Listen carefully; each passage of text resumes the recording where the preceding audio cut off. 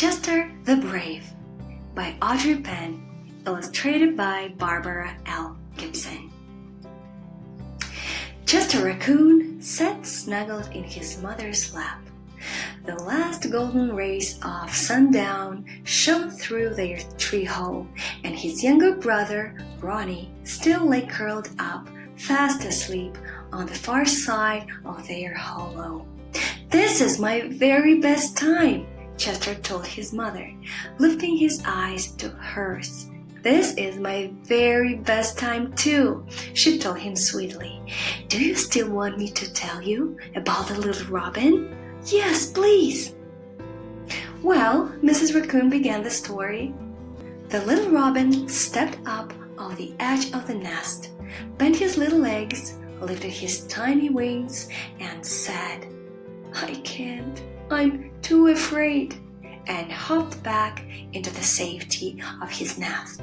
"He was too afraid to fly?" asked Chester. "Yes, he was," answered Mrs. Raccoon.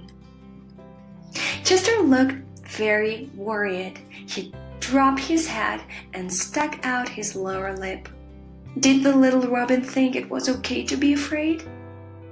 "He thought it meant he wasn't brave," explained Chester's mother. "You see, the little robin's brother and sister flew their very first time, and he thought that meant they were very brave, and if they were very brave, he thought it meant he wasn't." Chester appeared very upset. Was he right? He asked his mother. Mrs. Raccoon smoothed out the fur on top of Chester's head. "Well," she told him, "the little robin's father explained that his brother and sister weren't brave. They simply weren't bothered." Chester lifted his head and peered up at his mother. "What does that mean?" Mrs. Raccoon laughed.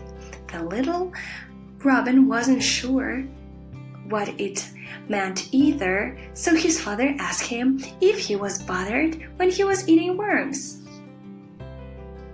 "Ugh, yuck!" shrieked Chester. "That's disgusting!" "What did he say?" "He said he wasn't bothered eating worms at all. He said he loved eating worms, especially the big, long, thick, stretchy kind." "Oh, bleh," bleated Chester.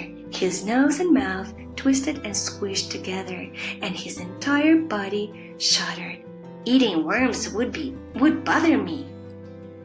Mrs. Raccoon nodded. "It would bother me too," she confessed. Then the little robin's father asked him if he was bothered when he was singing, and the little birdie began tweeting and said he wasn't bothered when he was singing at all. "Singing is a lot better than eating worms," grimaced Chester. "I agree," said Mrs. Raccoon.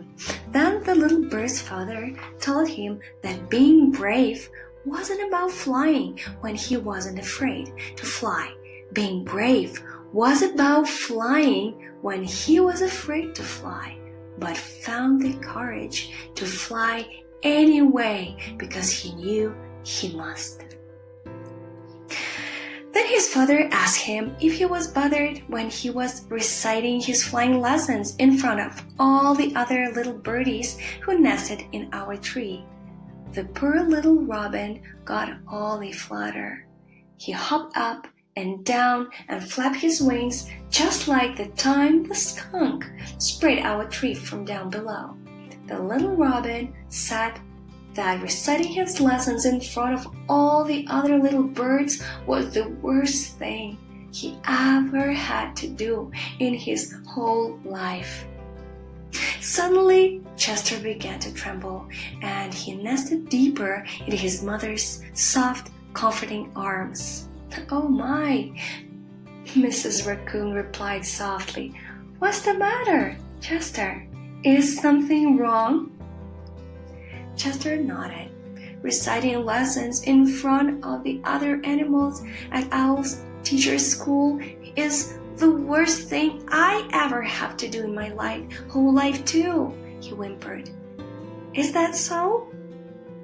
Mrs. Raccoon gave Chester a reassuring hug, and then took his tiny hand in hers and gently kissed the center of his palm.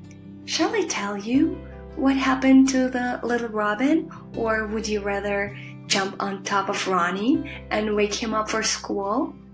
Chester giggled. I want to know what happened to the robin. Well, the very next day, the little robin's mother tucked one of her own tiny flight feathers into his wing and told him it was for good luck. So even though the little robin was still bothered about reciting his lessons, he stood in front of all the other birdies in our tree and tweeted, I lift my head to the clouds, I push off my feet, I flap my wings, and I let the gentle breeze take me for a ride. And while he was still afraid to fly, he found the courage he needed to say to himself, I am very brave. Then he stepped up to the edge of his nest, spread his wings, pushed off with his feet, and away he flew. After all, he was a very brave little robin. Hooray! Clapped Chester.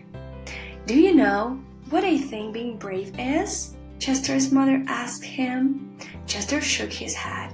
I think being brave is about 3 little words. Think, tell, and do. If you think you can't, tell yourself you can. Then do it. Mrs. Raccoon lifted Chester's hand. Do you see that kiss in your palm? Chester laughed. No.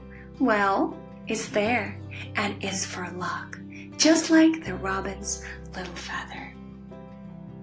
Chester stared at his palm and then jumped off his mother's lap, bent his knees, opened his arms, and yelled, I am very brave. Then he ran to the other side of the hollow and, with flying leap, landed on top of his brother. Wake up, Ronnie! It's time for school. Chester, the brave, has a speech to make. Later that night, Chester Raccoon stood on a branch at Owl Teacher's School tree. He thought to himself, I think I can't. I tell myself I can, and I do it. And he found all the courage he needed to tell himself, I'm very brave. Then he opened his hand, and there in the middle of his palm was his mother's gentle, caring kiss for good luck.